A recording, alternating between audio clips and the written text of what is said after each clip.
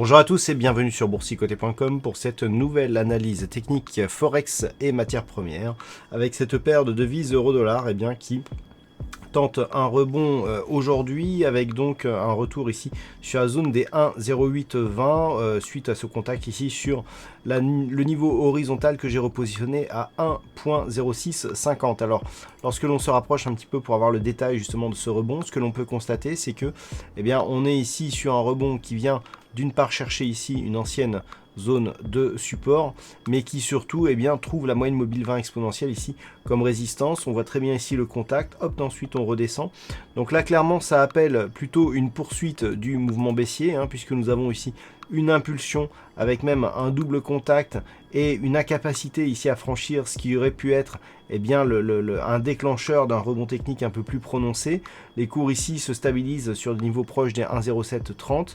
Donc clairement, on reste ici dans une dynamique plutôt baissière qui pourrait être confirmée ici par une cassure sur la zone des 1,0650.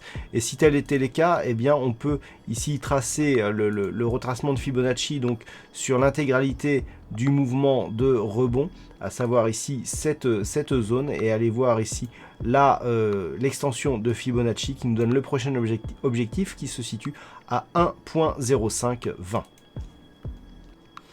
Et puis sur le câble, nous avons encore une fois testé la zone que j'ai positionnée la semaine dernière à 1,1470.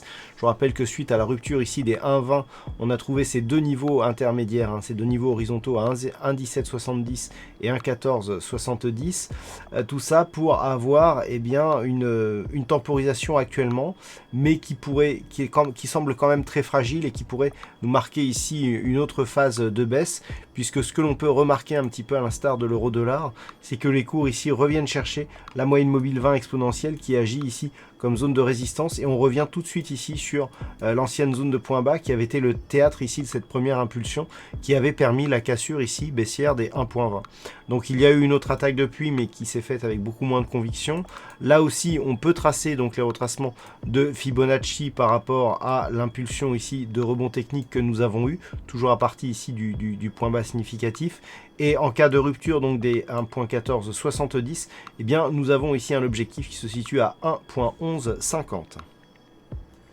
Et puis sur l'or, suite à une annonce de la Fed qui a provoqué une baisse du dollar et donc une hausse de tous les actifs libellés dans cette monnaie. Alors l'or n'a pas dérogé à la règle, puisque on est revenu ici donc sur ce mouvement, a marqué un contact sur la zone des 1550 $ l'once, zone qui était précédemment zone de support, sauf que tous les autres actifs se sont repliés, c'est-à-dire que le mouvement du dollar s'est inversé et l'or reste ici au niveau de ses points hauts.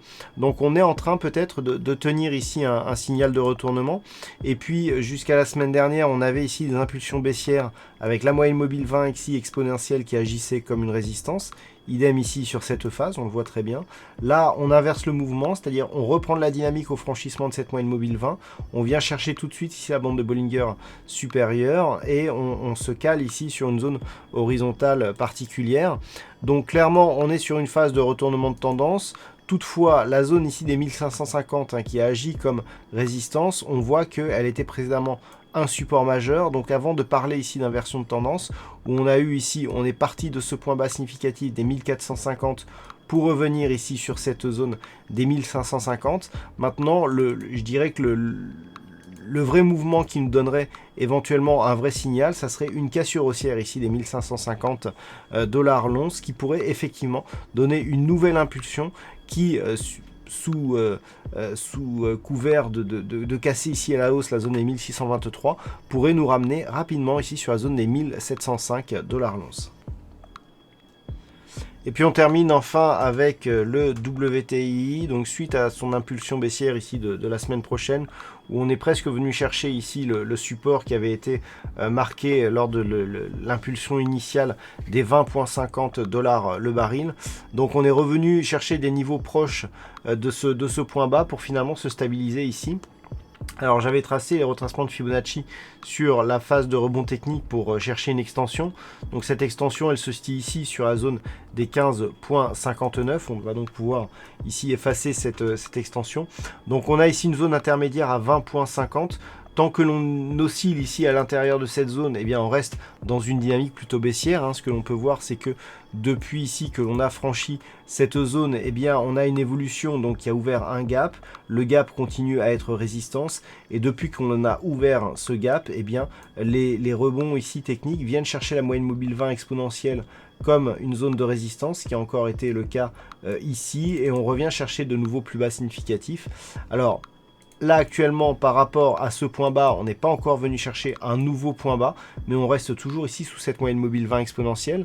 Ce qui serait intéressant, c'est d'avoir ici un contact sur la zone des 28 $ le baril, mais en restant au-dessus de cette moyenne mobile, ce qui signifierait tout du moins la fin ici de la baisse du WTI par rapport à cette configuration technique. Naturellement, la cassure haussière ici des 28 $ le baril, eh bien, pourrait nous donner un signal assez intéressant, puisqu'avec ici ces deux points bas quasiment sur les mêmes niveaux et une cassure ici du point haut qui se situe entre ces deux points bas, on aurait un double bottom qui pourrait nous donner un signal de retournement majeur. Naturellement, toute rupture éventuelle et prochaine de la zone ici des 20,50 $ le baril, eh bien, annulerait et invaliderait ce possible scénario au profit d'une poursuite du mouvement baissier.